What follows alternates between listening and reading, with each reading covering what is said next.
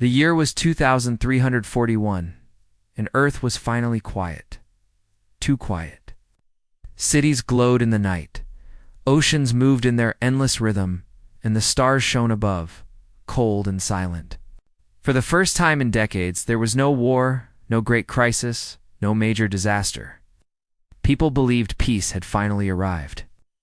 But peace has a way of breaking without warning. On a Tuesday morning, just as the sun began to rise over New London, something strange happened.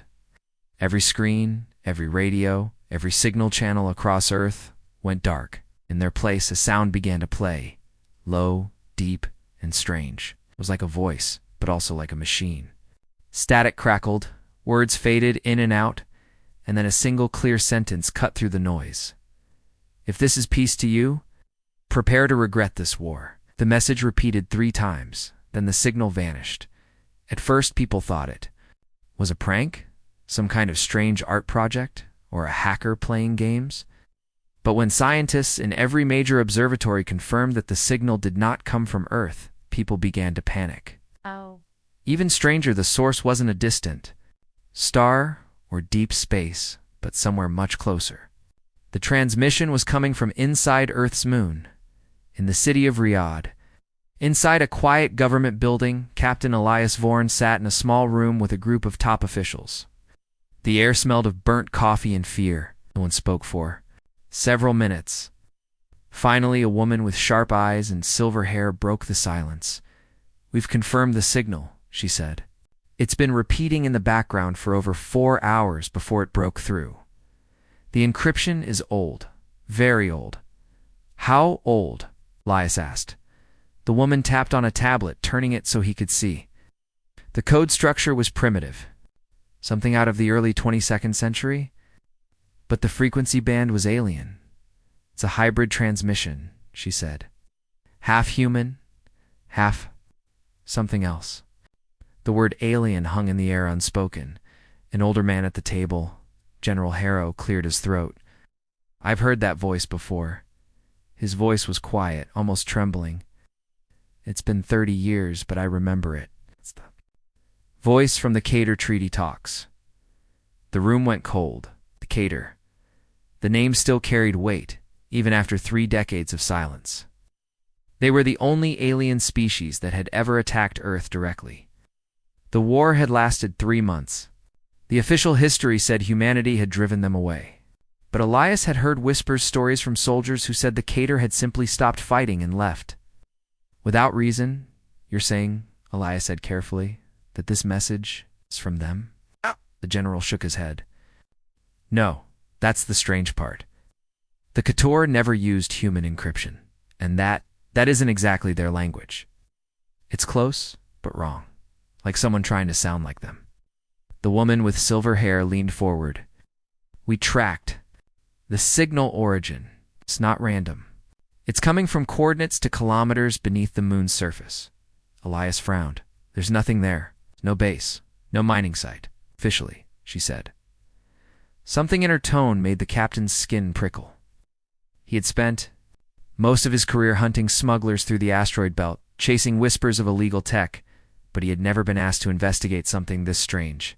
"Who's down there?" he asked. The silver-haired woman exchanged a glance with the general. "That's what you're going to find out." Before he could respond, the room's lights flickered. The speakers crackled again, and the message returned, louder, clearer, as if whoever was sending it knew they had been discovered. "If this is peace to you, prepare to regret this war." The voice was slow, deliberate, and carried an emotion Elias couldn't place. Not anger, not fear, something colder. This time, though, the signal didn't end. Beneath the main words, faint whispers could be heard. Technicians scrambled to filter the noise, enhancing the background. As the sound cleared, everyone in the room went still. It wasn't alien. It wasn't machine. It was a human voice. "Help us. They are still here." The whisper was broken, full of static, but the words were unmistakable. The general stood so quickly his chair toppled. "That's impossible," he said. "If this is real, it changes everything." The silver-haired woman tapped her tablet again, sending a file to Ilias's wrist pad. You're on a shuttle to Luna Base in 1 hour. From there, you and your team will descend to the coordinates. Find the source. Do not broadcast anything back until you know what it is.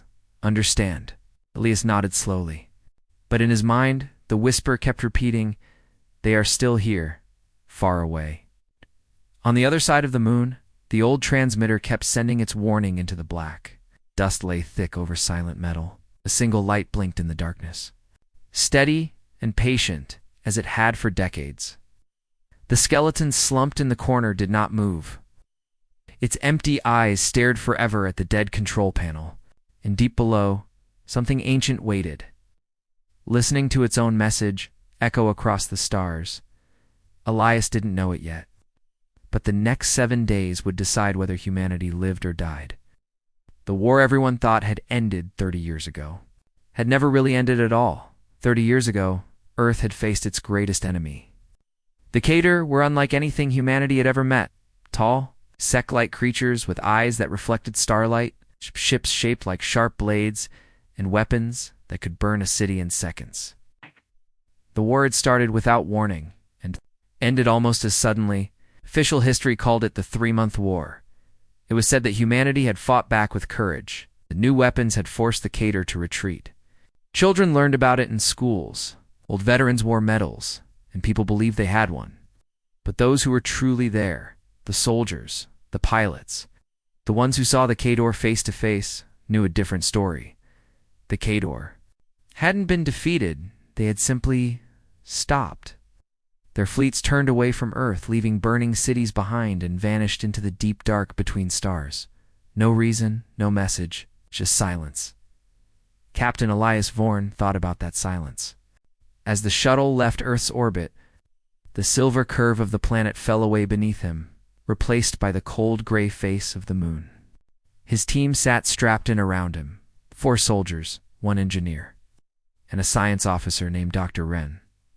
The air inside the shuttle was tense. Wren broke the silence first. "You've heard the recording?" Elias nodded. "I've heard it." Right.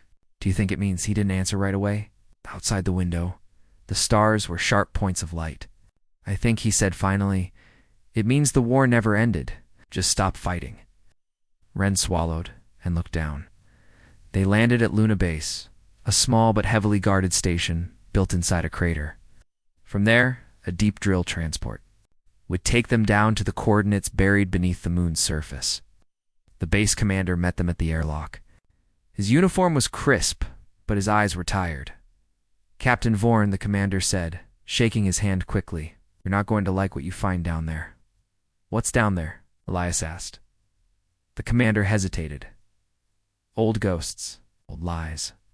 They boarded the deep drill transport, a thick, armored machine built to dig through rock and ice. As they descended, the walls around them turned from pale lunar dust to solid stone. The hum of the drill was steady, almost hypnotic. After an hour, they reached the level marked on the coordinates. The transport doors opened into a cavern, but not a natural one. The walls were smooth metal, covered in dust. Pipes and wires ran overhead. "This isn't Kader," Wren whispered. "This is human design." Elias ran his hand over the wall. The metal was cold and pitted with age. Whoever had built this place had done so centuries ago. They moved deeper. Flashlights cutting through the dark. Strange markings covered some of the walls, a mix of human writing and something alien. In the distance, a faint red light blinked. The light came from a small control room. Inside, dust covered every surface. Screens were cracked and dead. And in the corner, slumped against the wall, was a human skeleton. It was wearing a faded uniform not of the current Earth Defense Force, but an older design. Oh. The kind used over 200 years ago, long before humans had built their first real space fleet. The engineer, Malik, crouched beside it. Oh. "Impossible," he muttered. "We didn't have ships that could reach the moon back then, let alone build something like this." Wren was already studying the skeleton's hands. One of them still clutched a metal transmitter, the kind used in the earliest deep space beacons. Its indicator light blinked steadily. "This is it," Wren said. "This is the source of the signal." Elias stepped closer. The transmitter was patched together with alien components, like someone had rebuilt it using whatever they could find. He touched a panel, and the machine's speakers hissed to life. "If this is peace to you, prepare to regret this war." The voice echoed through the room, but beneath it, faint and broken, came the whisper again.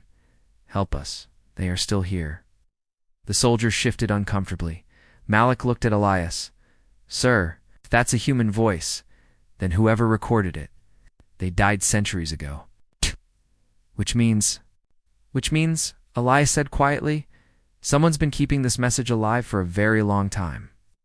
Ren's flashlight beam swept across the back wall and froze. There, carved deep into the metal, were the words, "The last guard acts before." Anyone could speak. The control panels flickered. A voice came from the ceiling, mechanical, but strangely human in tone. "Descendants of the last guard, identify yourselves." The soldiers raised their weapons. Elias kept his voice calm. "Captain Elias Vorn, Earth's Defense Command." The voice paused. "You are late. The Cater do not make war. They clean worlds. This is not peace. This is delay. When the beacon stops, the cleaning will resume." The words sank in like cold water. Elias looked at Ren. "Record everything." The voice continued, slower now, as if choosing its words. "Your war was never won. The Cater spared you because they believed the guard still lived. But the guard is gone. You are the last echo. If you wish to live, keep the beacon burning." The room went silent. Dust swirled in the beam of the flashlights. Skeleton sat motionless, as it had for centuries, guarding its secret. Elias finally spoke. "We keep this between us until we know more." No one argued. Outside, the moon was silent as ever, but somewhere deep in the black, something might have heard the signal. Something that had been waiting for the day it went dark. The deep drill transport groaned as it carried Elias and his team back to Luna. Base, no one spoke. The air felt heavy, as if the weight of what they had found was pressing down on them. Elias kept replaying the words in his mind. "The Cater do not make war. They clean worlds." That wasn't how the history books told. That wasn't how the old veterans told it. Cleaning wasn't fighting. Cleaning meant removing, wiping out, erasing. When they stepped off the transport, the base commander was waiting. His face was pale. "Did you find it?" Elias gave a slow nod. "We found it, and it's still working." The commander's eyes narrowed. "Still working?" Elias didn't answer. Instead, he asked, "Who built it?" Out. The commander glanced around as if the walls themselves could be listening. "You don't want those answers, Captain." "I think I do." The commander sighed. "The last guard was a program, not an army. 200 years ago, before humanity could travel far, a small group of scientists made contact with something out there. Not the Cator, something worse. We don't know its name, but we do know it erased 3 colonies in 3 days. No survivors." Ren stepped forward, and this guard stopped it. The commander shook his head. "No, they couldn't stop it. But they learned how to trick it. They created a signal that told the threat. This world is under Cator protection, and it worked. The threat passed Earth by. The Cator thought the signal was theirs. They stayed away. Then so did the other thing." Elias stared at him. "So all this time, we've been hiding under someone else's flag." "Yes," the commander said. "And if that beacon stops, they'll know we're unprotected." Elias finished. The room went silent. Later that night, Elias couldn't sleep. He walked alone to the observation deck, staring out at the black sky. The moon's surface stretched below him, gray and lifeless. Somewhere out there, the beacon kept sending its false message, the skeleton still holding the transmitter. The words still echoing into the dark. Ren joined him quietly. "I've been studying the beacon's signal pattern," she said. "It's breaking down. Slowly. If it fails, we can't repair it. It's too old, and if it fails, they'll come," Elias said. Ren nodded. "And they won't just come for Earth. Every colony, every outpost, gone." The next morning, the commander handed Elias a sealed data chip. "Orders from Earth Council," he said. "You're to return immediately. The Council wants this. Shut down before it causes trouble." Elias stared at him. Shut it down. That will cause trouble. The commander's expression didn't change. That's the order. It didn't make sense, unless the council knew something he didn't. Unless they wanted the Kaitor to return. Hours later, aboard the shuttle back to Earth, Elias activated the chip in private. The message was short, only a few lines. Beacon to be deactivated within 72 hours. All related discoveries to remain classified. No public disclosure authorized. Elias shut it off and leaned back. His thoughts were a storm. He had two choices: follow orders and doom humanity, or defy the council and risk being hunted by his own people. When they landed in orbit above Earth, a private transmission came through his console.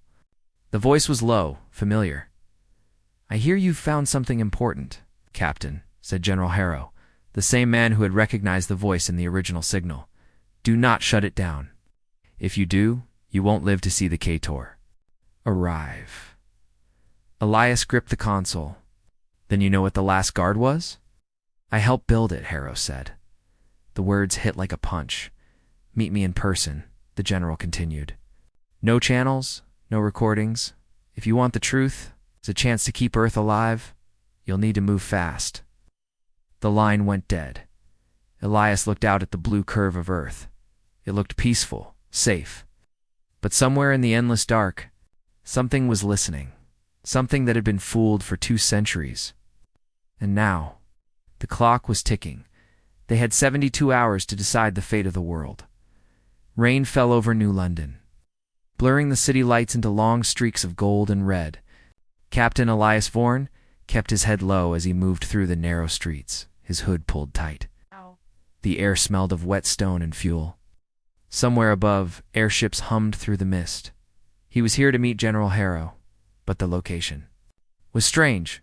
An old cargo warehouse at the edge of the Thames dock. No guards, no cameras, no official security. It was the kind of place you went if you didn't want to be found. Inside, the warehouse was cold and dark. Dust hung in the air like smoke.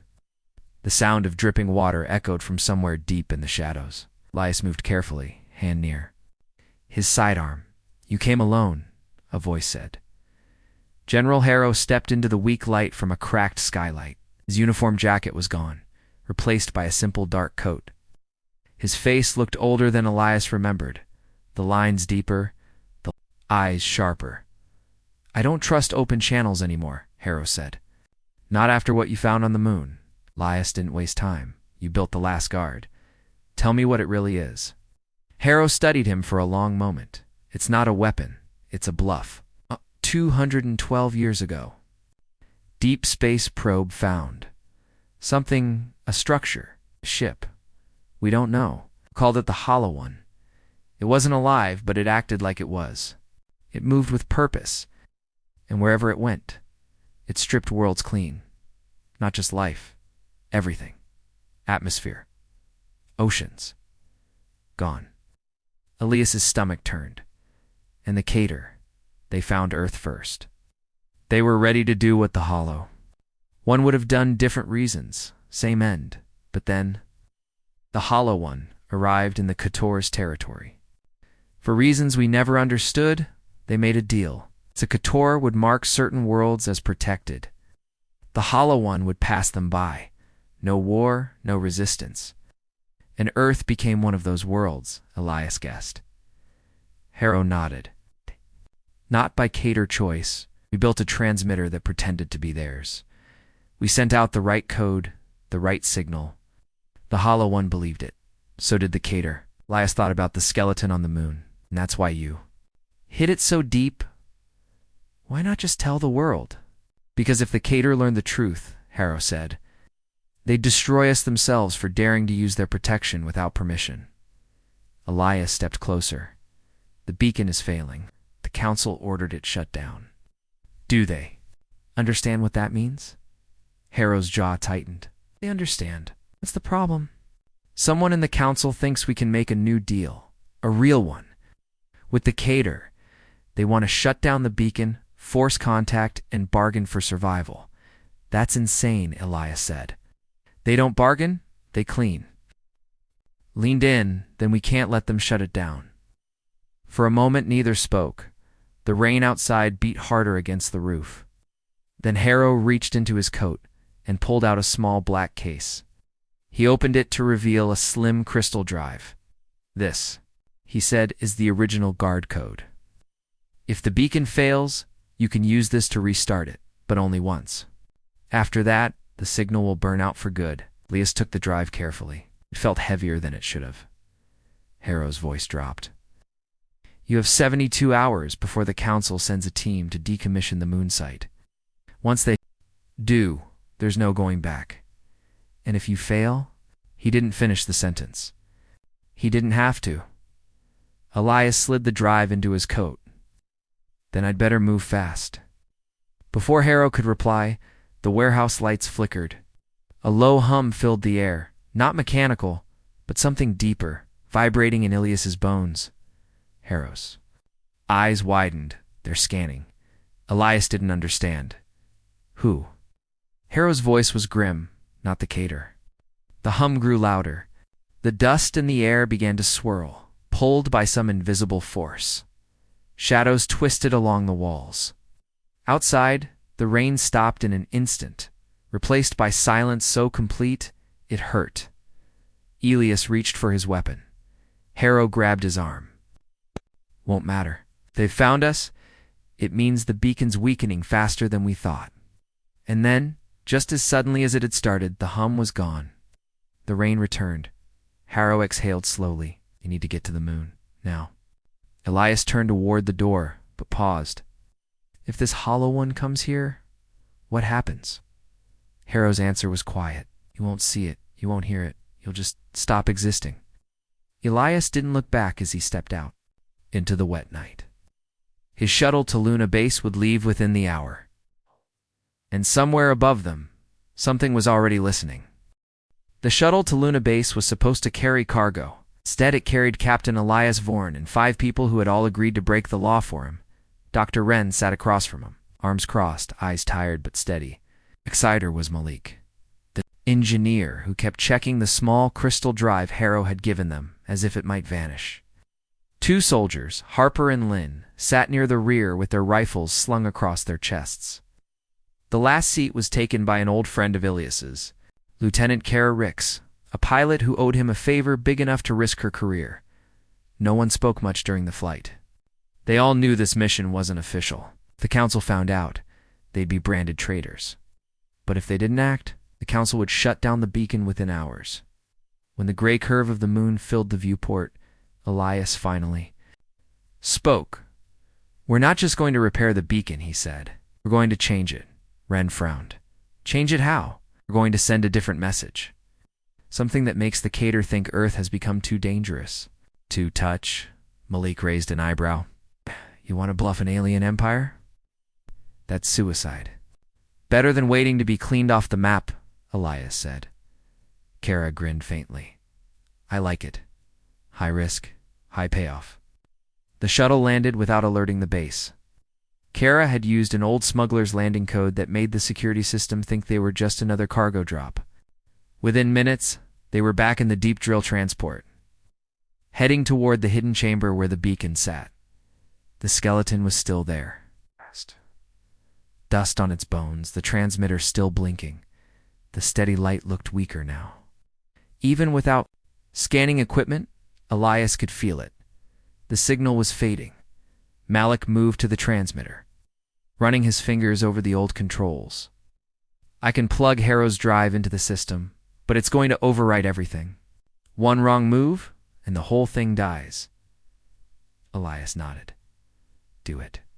As Malik worked, Wren set up a portable array. "If we change the signal too much, the K-Tor will know it's a fake," she warned.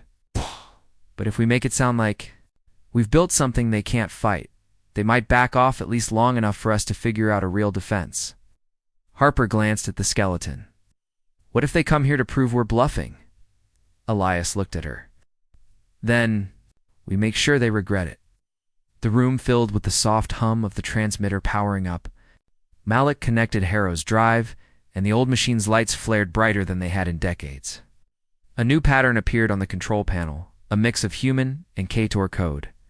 But with something extra, Ren smiled slightly. Weren't kidding.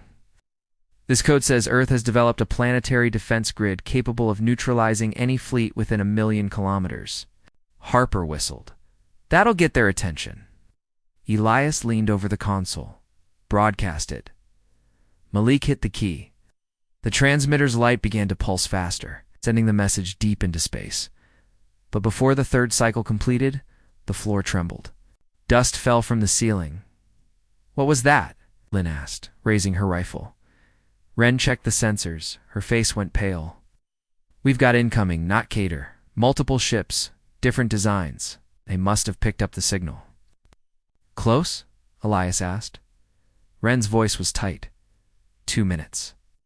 The soldiers moved to defensive positions, but they all knew that if a hostile fleet arrived, rifles wouldn't matter. Elias grabbed the cum array. Patch me into the beacons. Output. If they're here for us, we're going to talk before we fight. Static filled the speakers. Then a deep, rumbling voice broke through. This world sends threats. This world has no right, Elias answered without hesitation. This world survived the Kator. This world will survive you. Turn back or learn why we are still here. There was silence. Then another voice, higher and colder, cut in. Lies, we smell fear. Come to see the truth. The signal cut. Ren looked at Elias. They're not turning back. Elias drew his sidearm even though it felt pointless. Then we make it look like the truth. Malik, can you use the beacon to project a false weapon signature? Malik hesitated, then nodded.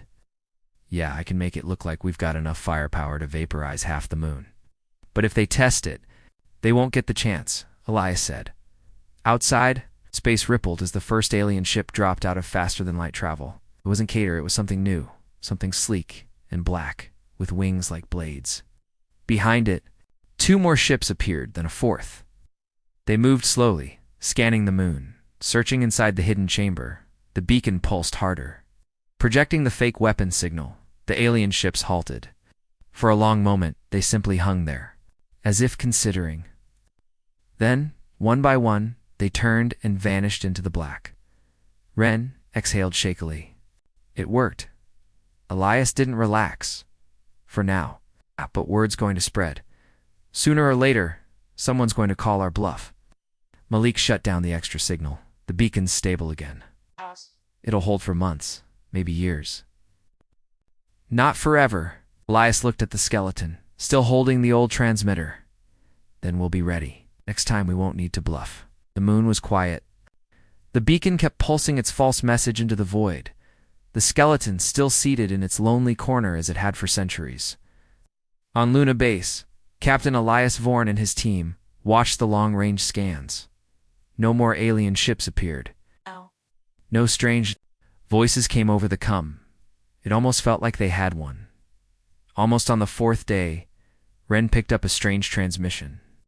It wasn't Kator, and it wasn't any of the races that had fled after seeing the fake weapon signature.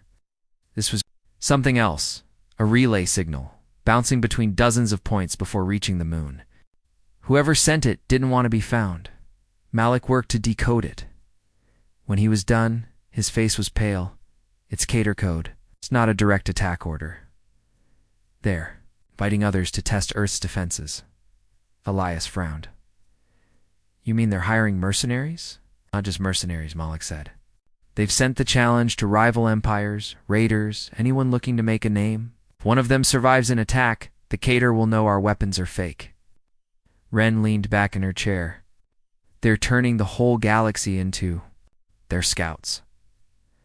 Elias felt his jaw tighten. Then we stop the scouts before they reach Earth.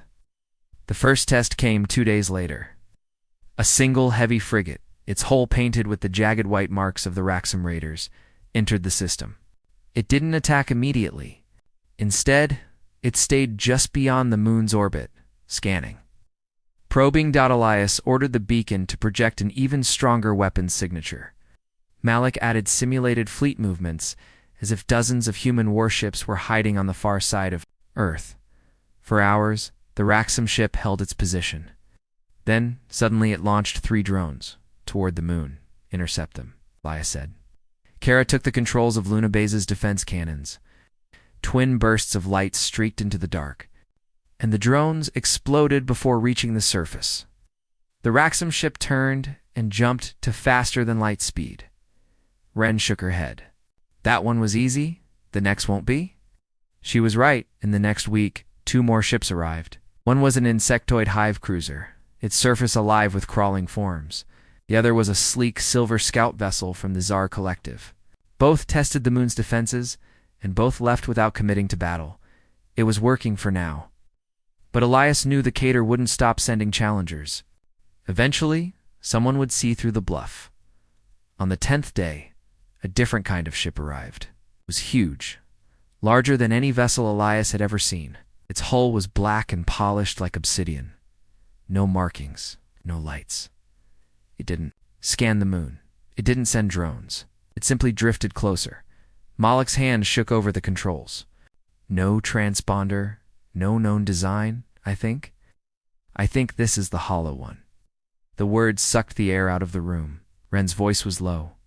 It shouldn't be here. The beacon's working. Elias stared at the screen. Lest the Kator told it to come. The massive ship stopped halfway between Earth and the moon. For an hour, it just floated there, silent, watching. Then, without warning, it released a single sphere of black metal, no bigger than a human head.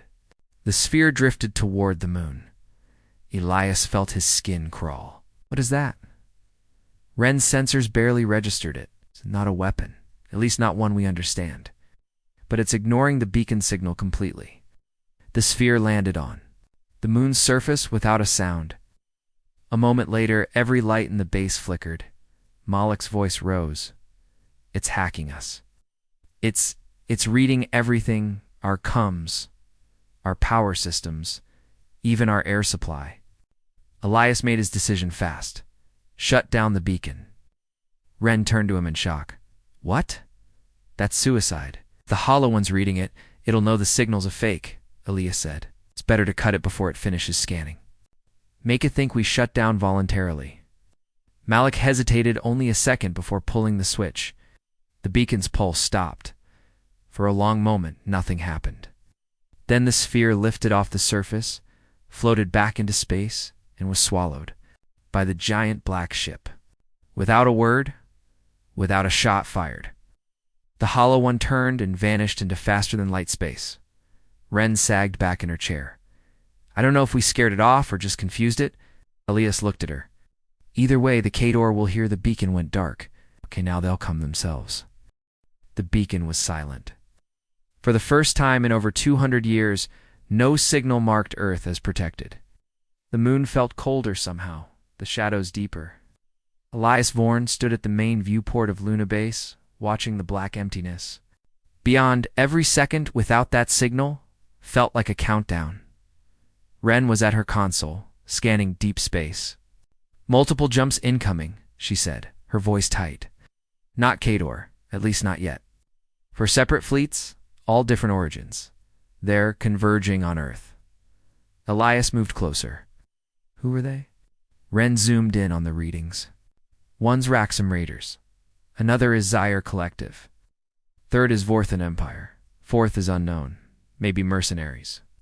They're all heavily armed, Harper muttered. Guess they all think Earth's up for grabs. Elias's mind worked fast.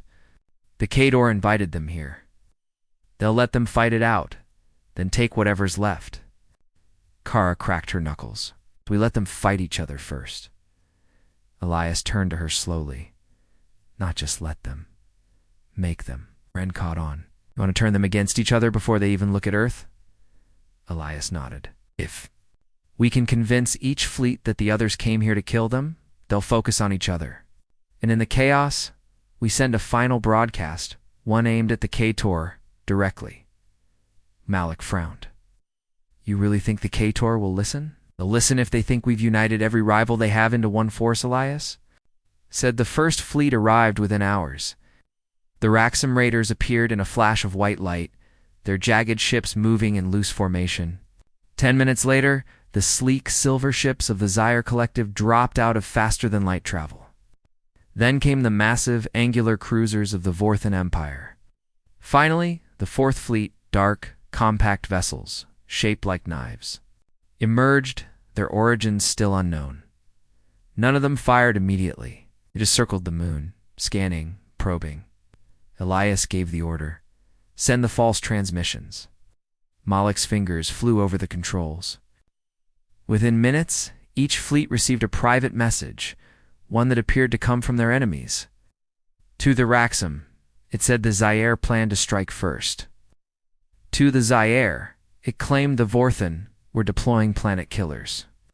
To the Vorthan, it warned that the unknown fleet carried weapons, designed to tear apart their hulls. The effect was immediate. The Raxum broke formation, moving toward the Tsar with weapons armed. The Tsar responded by locking targeting systems on the Vorthan. The Vorthan powered up their main guns and aimed at the unknown ships. Within minutes, the black of space lit up with bursts of fire and energy. The fleets were at war. Kara grinned, grimly. Beautiful.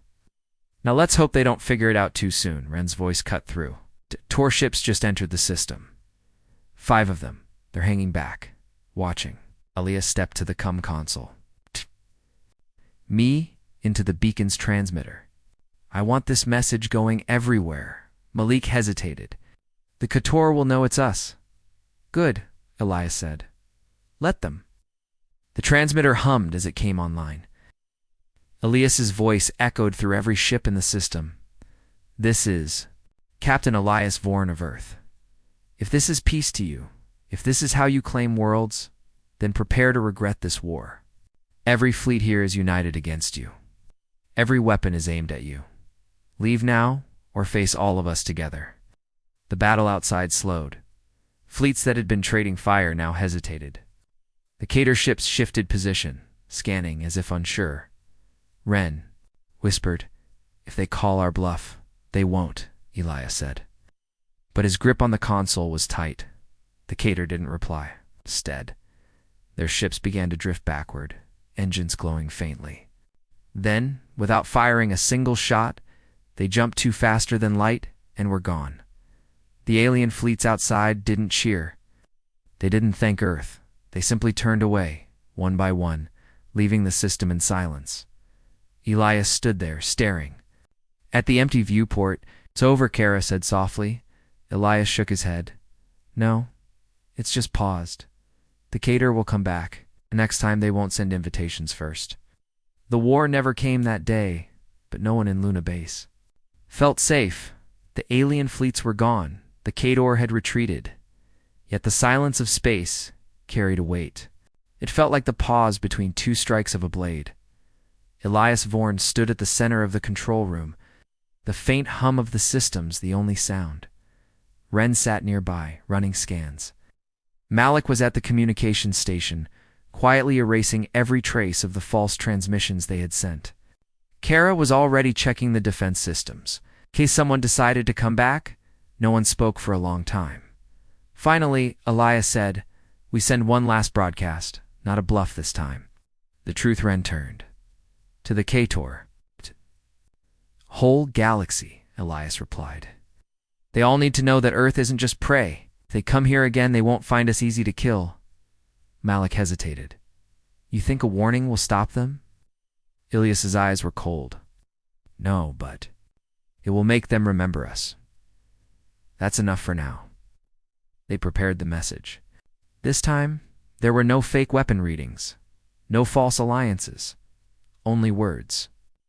Elias recorded it himself. "This is Captain Elias Vorn of Earth.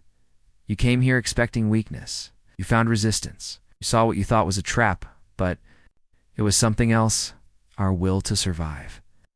The Kator will return one day, and when they do, they will not find us unready. We are human. We fight. We endure. If you value your fleets, your worlds, your lives, remember this day. Remember Earth." Malik sent the message on every channel, every frequency, every subspace path. It raced away from the moon like a ripple in water, spreading to the farthest corners of known space.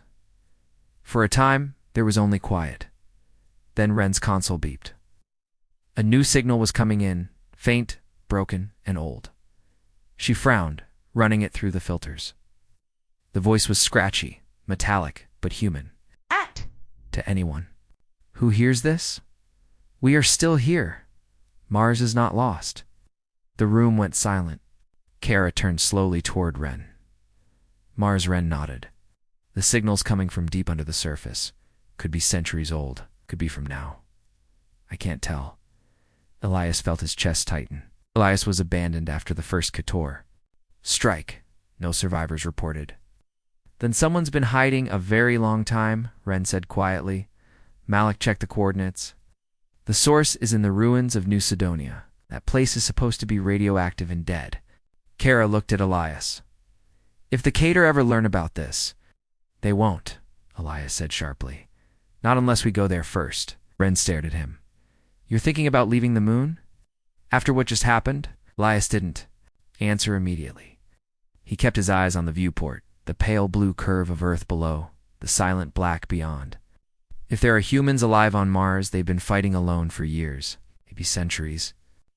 And if they've survived that long, they may know something that could end this war before it starts again. Malik's voice was barely above a whisper. Or it could be a trap. Elias allowed himself a thin smile. Ow. Then Will. Spring it carefully. He looked around at his crew. We've spent the last weeks bluffing, lying, and surviving by the skin of our teeth. But this is different. If Mars is alive, then Earth isn't the last stand. It's just the beginning. Ren slowly nodded. Kara grinned faintly. Malik sighed, already bringing up the charts for a jump to Mars. Outside, the stars waited, cold and endless. Somewhere beneath the red dust of Mars, a signal kept whispering, waiting for an answer. Elias Vorn gave the order. Set course for Mars. The engines roared to life. The moon faded behind them, and as Luna Bay shrank into the distance, the words of Earth's final message still echoed in the dark, a promise and a threat. Carried on the currents of space, the galaxy had heard it, the Cater had heard it, and someone, somewhere, was listening. The end.